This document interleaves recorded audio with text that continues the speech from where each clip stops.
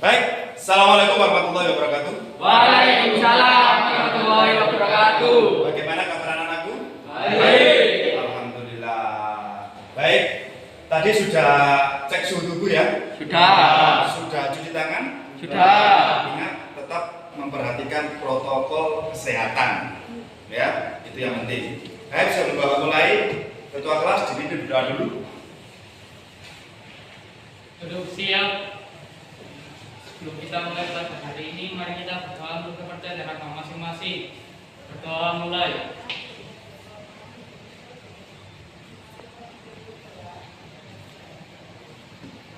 Doa selesai. Baik, terima kasih. Itu dari ketua kelas. Pimpin berdoa, mudah-mudahan kita dijauhkan dari corona dan keluarga kita selalu dilindungi dan diberikan kesehatan semua, sehingga kita bisa melaksanakan tatap muka seperti biasa. Baik, sebelum Bapak mulai, kita absen dulu. Kira-kira siapa yang tidak hadir? Tolong dicek. Alhamdulillah, meskipun kondisi corona, kita masih tetap melaksanakan kegiatan dengan baik. Ingat, kita memang tidak bisa memasukkan semuanya sesuai dengan instruksi dari pemerintah.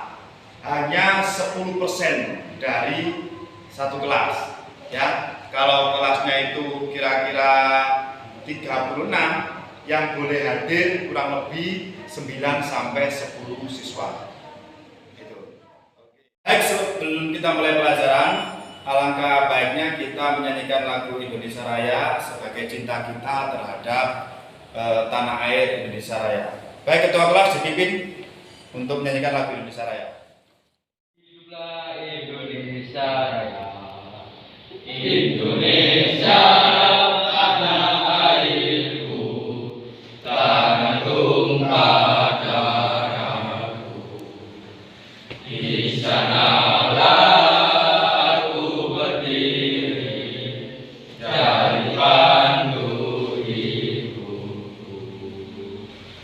Indonesia kebangsaanku, bangsa dan tanah airku. Marilah kita berseru, Indonesia bersatu. Hiduplah tanahku, hiduplah negeriku, bangsaku, rakyatku semuanya. Bangunlah jiwanya, bangunlah badannya untuk Indonesia Raya. Indonesia Raya, merdeka, merdeka, tanahku, negeriku yang ku cinta.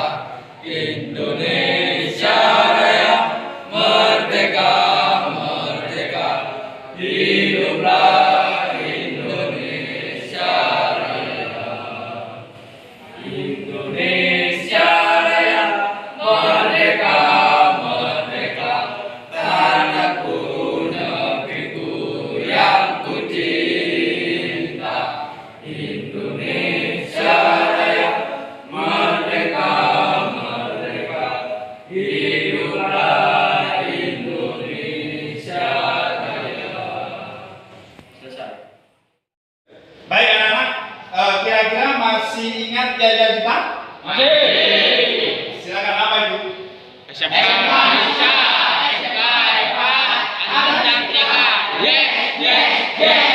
Baik sekali.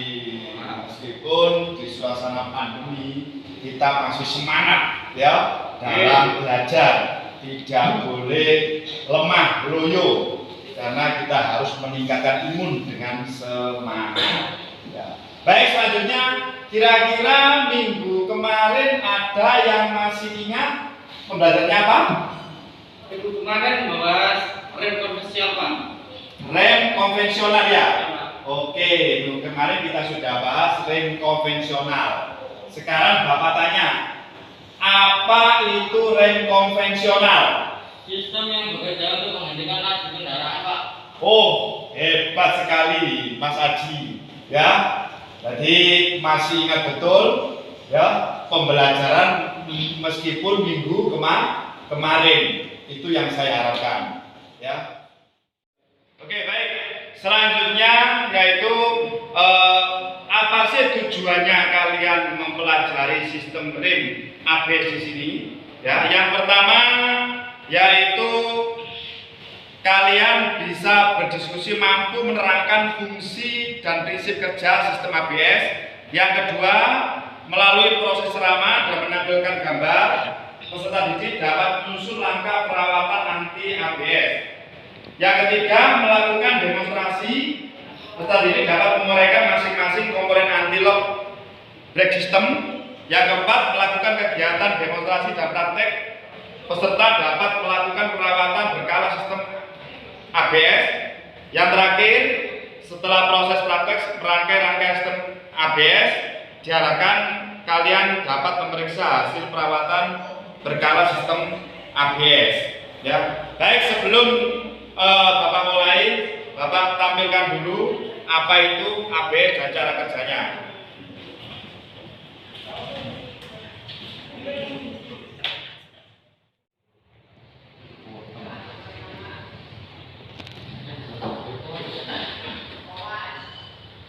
Saat ini, sistem rem anti terkunci digunakan di hampir semua kendaraan modern. Sistem ini mencegah kecelakaan seperti ketika Anda kehilangan kendali kemudi saat mengerem. Dengan ABS, Anda akan dapat mengemudikan kendaraan dengan baik dan juga mengurangi jarak pengiriman. Apa itu ABS? Bagaimana cara mencegah kecelakaan karena pengereman? Kami akan mengeksplorasi pertanyaan-pertanyaan tersebut dalam video ini. Untuk memahami ABS dengan benar, pertama-tama kita perlu memahami prinsip-prinsip kemudi dan pengereman. Saat Anda menekan pedal rem, bantalan rem pada cakram roda akan diaktifkan dan menekan cakram. Kemudian ini akan menghentikan putaran roda.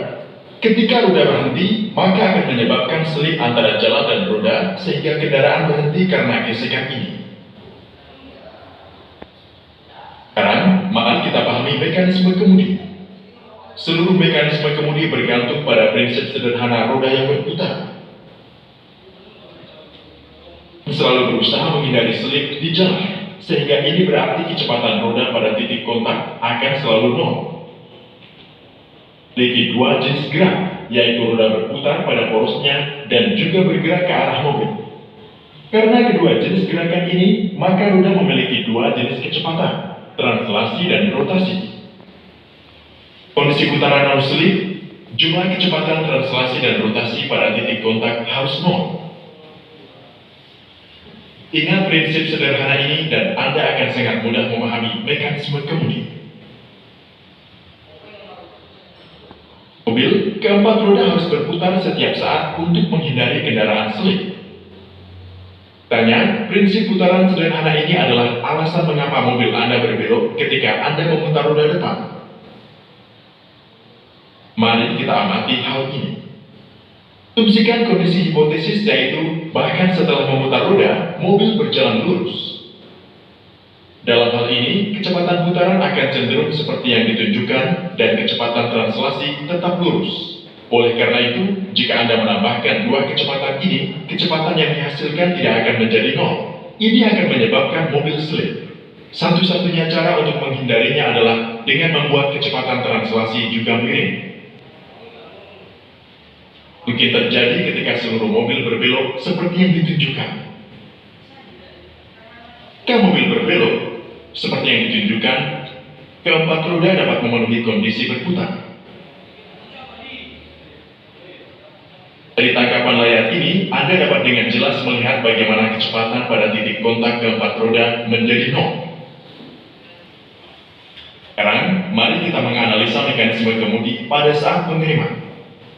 Karena bantalan rem sedang diaktifkan, roda berhenti berputar. Meskipun roda diputar, karena roda tidak berputar, tidak akan ada kecepatan rotasi sama sekali. Ini, kendaraan tidak perlu berputar karena ini adalah seperti kasus pengereman normal. Kendaraan tidak akan lagi bereaksi terhadap perubahan pengemudi terhadap kemudi dan akan meluncur dalam garis lurus yang dapat menyebabkan kecelakaan. Kehilangan kendali kemudi, mobil tanpa ABS menghadapi masalah besar lainnya, pengereman pada permukaan dengan berbagai tingkat traksi. Roda kiri dan kanan berada di permukaan traksi yang berbeda, mengerem akan menghasilkan gaya gesekan yang berbeda pada roda. Ini akan menghasilkan torsi dan mobil akan berputar tak terkendali. Mari kita lihat bagaimana ABS bisa memecahkan masalah ini. Sistem rem anti terkunci ini sangat sederhana. Apa yang dilakukan ABS adalah mencegah roda terkunci sepenuhnya. Sistem ABS termasuk sensor kecepatan yang terpasang ke semua roda. Ketika sensor mendeteksi bahwa roda akan terkunci, unit modulator melepaskan sebagian rem pad di roda tersebut. Dengan cara ini, roda akan bisa berputar berselang saat pengereman. Anda dapat segera melihat efek rotasi roda berselang ini pada kemudi. Roda akan memiliki komponen kecepatan rotasi di fase ini. Hal ini pasti akan memungkinkan kemudi untuk berfungsi dan pengemudi akan dapat mengarahkan kendaraan bahkan selama pengereman. Tapi, pertanyaan besar di sini adalah bagaimana aksi melepas rem secara berselang mengurangi jarak pengereman? Untuk mendapatkan jawaban atas pertanyaan ini, pertama-tama kita harus memahami bagaimana koefisien gerakan antara ban dan jalan bervariasi sehubungan dengan slip. Dalam kondisi berputar sempurna, nilai koefisien gesekan hampir 0. Jika roda 100% slip, gesekan-gesek ikut bermain. Dapat memperkirakan nilai gesekan untuk tingkat slip lainnya bervariasi seperti ini. Tapi karena karet adalah bahan yang kompleks dan memiliki perilaku aneh selama pengereman, koefisien gesekan antara ban dan jalan bervariasi seperti yang ditunjukkan dengan slip, yang memiliki nilai atas sekitar 12% dari rasio slip dan di bawah serta di atasnya koefisien gesekan berkurang. Pengereman tanpa ABS, koefisien gesekan yang berpengaruh adalah gesekan-gesek. Namun, dalam pengereman ABS, algoritma cerdas tersebut menyesuaikan tekanan rem untuk menjaga rasio slip mendekati 12%, yang merupakan nilai gesekan maksimum. Hal ini secara signifikan mengurangi jarak pengereman. Sekarang, kembali ke masalah ketidakstabilan besar mobil. Dengan distribusi daya rem elektronik atau EBD yang cerdas, yang merupakan subsistem ABS modern, dapat mengatasi masalah ini dengan sangat mudah. DEBD, tingkat yaw mobil dan slip relatif pada masing-masing roda diukur. Hanya dengan mengurangi tekanan rem pada roda dengan pegangan yang lebih tinggi, kita akan dapat mengurangi gaya gesekan yang dihasilkan oleh roda. Kemudian, hal ini akan menjaga porsi yaw dan seluruh mobil terkendali. Kami harap video ini memberi gambaran konseptual yang jelas tentang cara kerja ABS pada Anda. Dan jangan lupa untuk mendukung kami di Patreon. Terima kasih. Baik, setelah melihat video tadi, setelah kalian amati, kira-kira bagian mana yang sekiranya kalian amati? Siapa yang bisa mengamati video tadi? Apa perbedaannya? Ya Pak, tadi saya lihat di video kalau rem konvensional pada saat pengereman kondisi mobil jalan terus ban terasa licin Pak, dan yang ABS mobil berhenti dengan sempurna, ban bisa ngerem dan jalan sendiri sehingga bisa stabil. Oke, berarti Mas Jatama sangat memperhatikan video tadi, ya. Itu. Terus siapa lagi? Iya, saya tadi melihat keanehan pada rem, kok bisa Pak jalan berhenti terus jalan lagi. Oh ya, ya disitulah kelebihannya kalau kita menggunakan sistem ABS, karena di situ dibantu yang namanya ECU, aktuator dan sensor. Jadi tidak hanya sekedar kita menginjak rem, tapi di situ nanti ABS lock up, ya. Ban, jadi ban itu kondisinya tidak jalan terus, ya, tidak berhenti terus. Jadi di lock up bisa berhenti, bisa jalan lagi. Supaya apa? Supaya bisa menstabilkan pengeremannya. Ya, itu. Bapak berangkat ke sekolah, ke sini, ya, naik motor. Nah, waktu di jalan tadi, suara pada rem Bapak terasa berisik. Nah, kira-kira apa ya penyebabnya? Siapa yang bisa? Kampasnya habis Pak. Oh, kampasnya habis. Yang lain? Banyak gembos Pak. Banyak gembos. Yang lain? Disebabkan karena piringannya rem kotor Pak. Disebabkan karena piringannya rem kotor. Ada yang lain? Baik sekali ya. Jadi ada beberapa kemungkinan yang menyebabkan suara pada rem berisik. Bisa jadi karena kampasnya habis, bisa jadi karena kotor. Nah, makanya kita perlu melakukan perawatan pada sistem rem. Jadi tidak hanya kita memakai kendaraan saja tapi tidak memperhatikan bagaimana cara merawatnya. Jadi jangan sampai kita di jalan ya melakukan masalah, menunggu masalah sebelum kita melakukan perawatan. Ya. Materi kita kali ini membahas tentang sistem ABS. Ya, tadi bukan konvensional lagi tapi sistem ABS. Sekarang Bapak mau tanya, apa sih ABS itu? Saya Pak, sistem rem model baru. Sistem rem model baru. Baik, ada yang lain? Saya Pak, rem elektronik Pak. Rem elektronik. Yang lain? Ya Pak, Ya, rem yang bisa mengunci sendiri. rem yang bisa mengunci sendiri. Ada yang lain? Ya, semuanya saya anggap masuk akal ya. Jadi sistem rem ABS itu apa sih? ABS itu anti lock brake system ya. Jadi fungsinya itu nanti untuk mengunci ya, membuka pada saat melakukan pengereman. Jadi dilakukan pengereman dengan cara membuka dan menutup pengereman. Itu pada sistem ABS. Ada kendala nggak kalian di rumah atau di jalan? Saya Pak, mau tanya. Ya, Mas Jatama? Kenapa mobil Bapak saya kalau pengerem nggak dipompa Pak? Harus tekan 2 kali baru bisa berhenti. Oh iya, kenapa mobilnya ayahnya Mas Jatama itu kalau ngerem itu mesti dipompa 2 kali, ya, baru mobil itu berhenti. Kira-kira ada yang bisa jawab? Saya Pak, mobilnya tua Pak. Mobilnya tua katanya Mas Fadil. Apa benar Mas Jatama mobil tua? Iya Pak, mobil carry. Oh, mobil carry, mobil lawas banget itu. Sudah nggak ada itu. Ya, tahun berapa itu? Tahun 80-an ya? Yang mungkin. 80-an. Baik, siapa lagi yang Iya Pak, ya? masuk angin dulu Pak. Masuk angin. Ya. Oh, masuk angin katanya. Baik, siapa lagi yang bisa?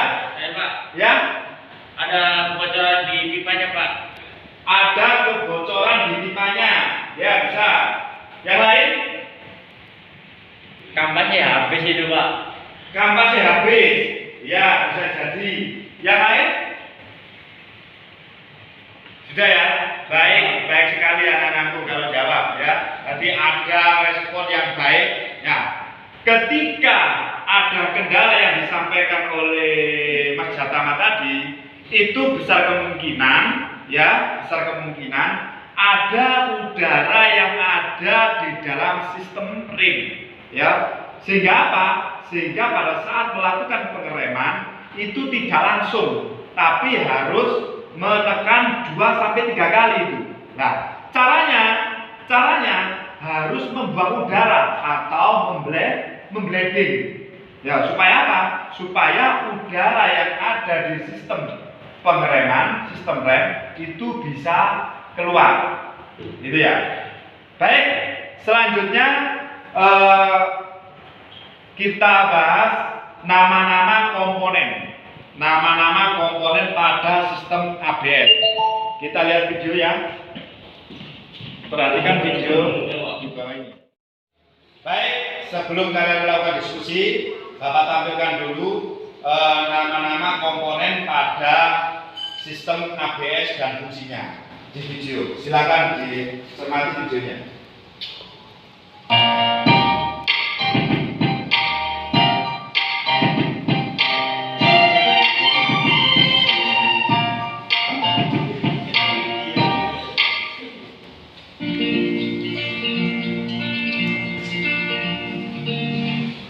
Assalamualaikum warahmatullahi wabarakatuh. Di video kali ini akan saya share mengenai nama komponen-komponen sistem dan fungsinya dari sistem ABS.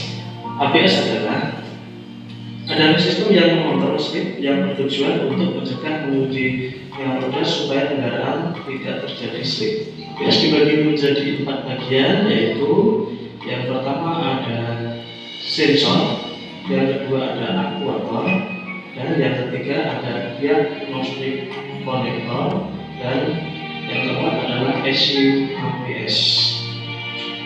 Untuk sensornya sendiri ada 3, yaitu wheel speed sensor, start lamp switch, dan gate sensor pada WD. Pada gambar di layar menunjukkan sebuah wheel speed sensor yang berfungsi untuk mengirimkan arus atau sinyal secara berkala di mana disesuaikan dengan kecepatan putar dari setiap roda ke ABS ECU. Yang berikutnya ada gate sensor yang berfungsi untuk mendeteksi kemiringan kendaraan dan mengirimkan sinyal yang telah dikonversi menjadi nilai tekanan ke ABS ECU.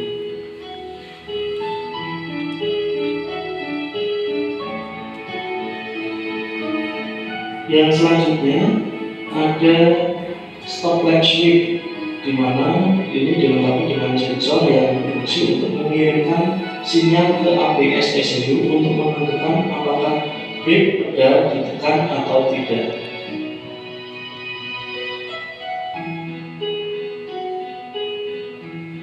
Untuk aktuator dibagi menjadi 3 bagian, yaitu ada hydraulic unit, ABS warning lamp, dan brake warning lamp. Fungsi dari hydraulic unit yaitu menggerakkan sirkuit valve sesuai dengan sinyal dari ABS untuk mengontrol brake hydraulic pressure untuk setiap wheel. Berikut adalah gambar dari hydraulic unit yang terdiri dari ECU dan pompa hidrolis yang menyatu dengan ECU.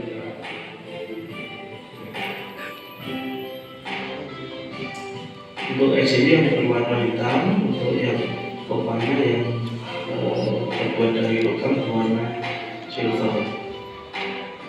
Berikut adalah yang terpasang di kendaraan. Jadi antara ECU dengan hydraulic unit menyatu jadi satu.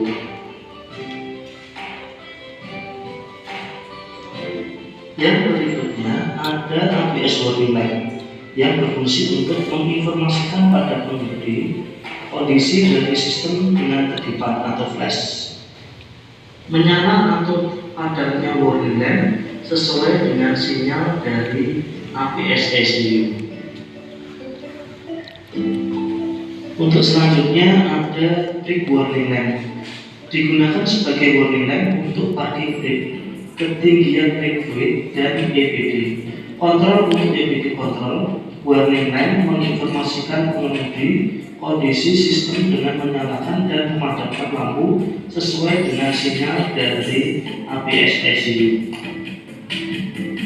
Selanjutnya ada diagnostik monitor atau DRC yang berfungsi sebagai output dari diagnostik kode dan digunakan untuk komunikasi dengan MUT. Dan yang berikutnya ada ECU ABS yang berfungsi untuk menerima sinyal dari sensor-sensor pada wing speed maupun sensor lain dan memerintahkan aktuator seperti pompa hidrolis maupun solenoid berdasarkan input dari sensor-sensor. Berikut yang berwarna hitam itu yang benda SCU-nya ketika dipisahkan dengan unit pompa hidrolisnya.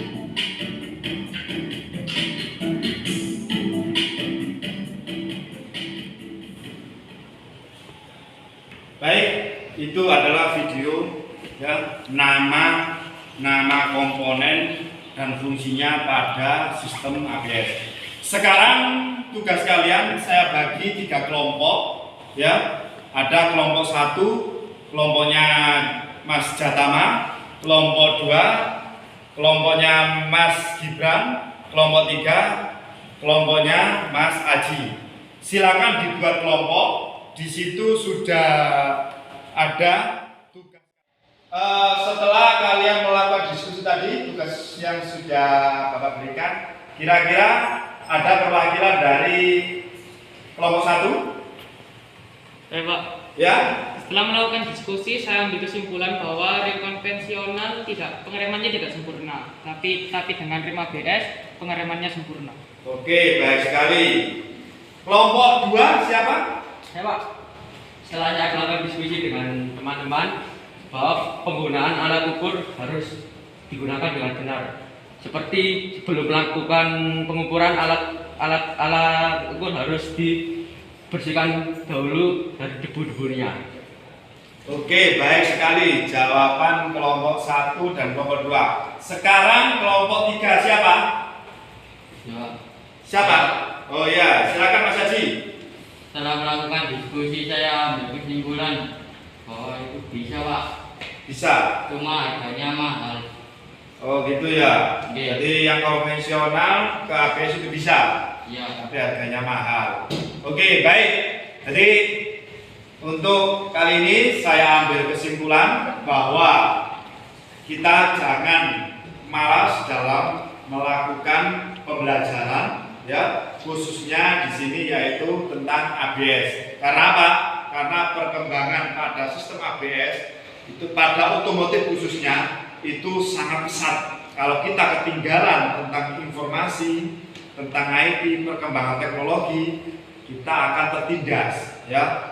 Jadi ABS itu sampai kapanpun akan dipakai. Meskipun kita menggunakan mobil listrik, itu tetap kita membutuhkan yang namanya ABS. Karena apa? Karena ABS di sini hubungannya dengan sistem keselamatan, ya, dan keamanan, ya. Itu. Sebelum kita akhiri pembelajaran, ya. Jadi untuk minggu depan materinya yaitu tentang suspensi. Jadi tolong dipelajari bukunya. Di situ di rumah biar tidak ngelamun terus, ya, kalian pelajari bukunya. Barangkali nanti ada miskonsepsi kita bahas minggu depan, ya, barangkali bisa luring lagi. Baik, sebelum kita akhiri, ketua kelas bisa dipimpin doa. Sebelum kita mengakhiri pelajaran pada pagi hari ini, marilah kita berdoa menurut agama dan kepercayaan masing-masing. Berdoa, persilakan.